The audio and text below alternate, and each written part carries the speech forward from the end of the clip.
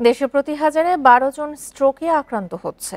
চিকিৎসকরা বলছেন এদের মধ্যে শতকরা ৭০ জনকে সঠিক চিকিৎসায় সুস্থ জীবনে ফিরিয়ে আনা সম্ভব, কিন্তু দ্রুত চিকিৎসা দিতে না পারলে ঝুঁকি বাড়ে। বিশেষজ্ঞরা বলছেন এই রোগের আধুনিক চিকিৎসা ব্যবস্থা না থাকায় মৃত্যুহার বাড়ছে। ঢাকা মেডিকেলের নিউরোসার্জারি বিভাগে ভর্তি ময়মনসিংহের বাসিন্দা আলামিন। মস্তিষ্কে রক্তনালী বন্ধ হয়ে অচেতন হয়ে পড়লে স্বজনরা সরাসরি ঢাকায় নিয়ে আসেন। অস্ত্রোপচারের পর তিনি শঙ্কামুক্ত। চিকিৎসকরা বলছেন রক্তনালী বন্ধ হয়ে বা ছিঁড়ে স্ট্রোক হয়, তবে সঠিক সময়ে চিকিৎসা নিলে ৭০% রোগী সুস্থ হতে পারে, যদিও বেশিরভাগ রোগী হাসপাতালে আসে দেরিতে। বিষয় হচ্ছে এভরি মিনিটস কাউন্ট, মানে আমাকে প্রতিটা মিনিট কাউন্ট করতে হবে। কারণ বলা হয়ে থাকে স্ট্রোকের জন্য টাইম ইজ ব্রেইন, না করিলে সময় ক্ষেপণ, স্ট্রোক হইলেও বাঁচবে জীবন।